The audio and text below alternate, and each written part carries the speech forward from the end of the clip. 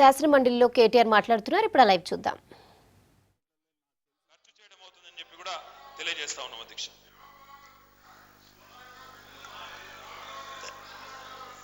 దయచేసి మీకు గతం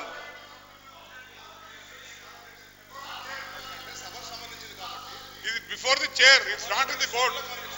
It is before the chair, therefore we are appealing to the chair to take immediate action. Marianta,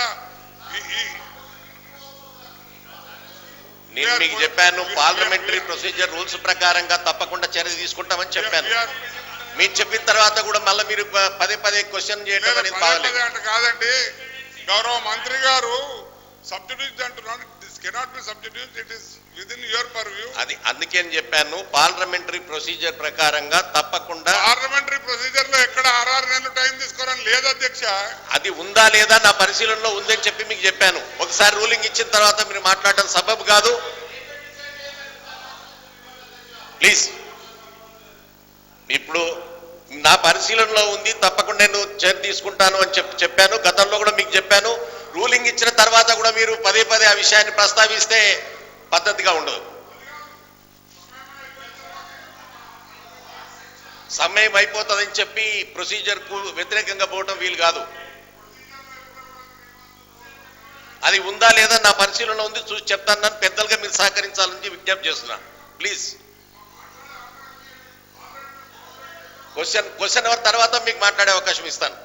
please please cooperate the question hour. Kompally Yadav Reddy గారు, question అయిపోయింది, sir చెప్పాడు. మీకు doubt అడగండి. Supplementary ఏమైనా ఉందా? ఈ రోజు క్వశ్చన్స్ అన్ని కూడా ఎవరైతే క్వశ్చన్ అడిగారు వారికి.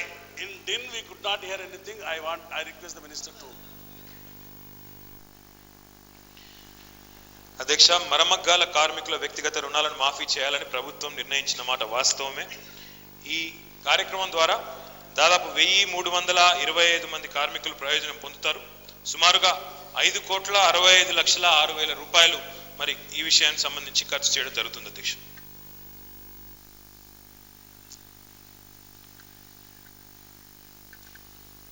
అధ్యక్ష, చాలా సంతోషం అధ్యక్ష.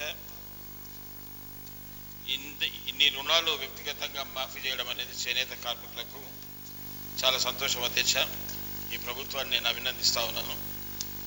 అదేవిధంగా ఈ మరమగ్గాల పైన ఆధారపడి జీవిస్తున్నటువంటి చేనేత కార్మికులు తయారు చేసినటువంటి బట్ట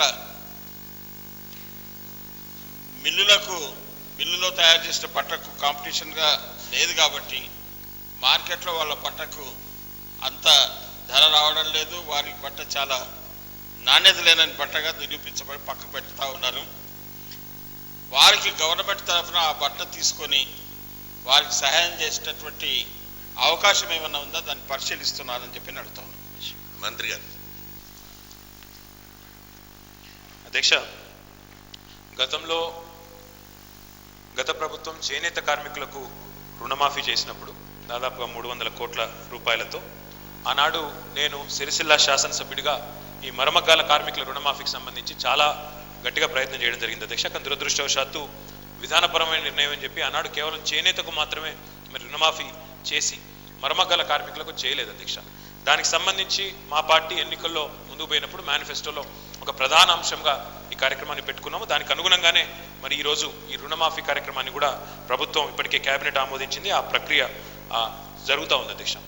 వారు జయేశ్వర్ రెడ్డి గారు చెప్పినట్టు నిజంగా కూడా ఈ ఉత్పత్తి చేసే గుడ్డను ముఖ్యంగా సిరిసిల్ల లాంటి ప్రాంతాల్లో పవర్లూమ్కి సంబంధించి ఉత్పత్తి చేసే గుడ్డకు మార్కెటింగ్ అనేది సరిగా లేకపోవడం వల్ల కొంత ఇబ్బందులు ఉన్నమాట కూడా వాస్తవం అధ్యక్ష. ఈ విషయం ప్రభుత్వ పరిశీలనలో ఉంది. తప్పకుండా భవిష్యత్తులో ఈ దిశగా ఒక సానుకూల నిర్ణయం తీసుకునే విధంగానే ఆలోచిస్తున్నాం అధ్యక్ష. గతంలో మన రాష్ట్రంలో కూడా ఒక సంస్థ ఉండేది, ఆప్కో. ఏ రకంగానైతే చేనేత వస్త్రాల కోసం ఉందో అదే రకంగా మన రాష్ట్రంలో కూడా పవర్లూమ్ ఉత్పత్తులకు సంబంధించి మార్కెటింగ్ భద్రత కోసం ఒక సౌకర్యం ఉండేది. ఇప్పుడు పక్కన తమిళనాడు రాష్ట్రంలో కూడా ఉంది అధ్యక్ష. ఆ అంశం ప్రభుత్వ పరిశీలనలో ఉందని చెప్పి కూడా గౌరవ సభ్యులకు తెలియజేస్తాం అధ్యక్ష.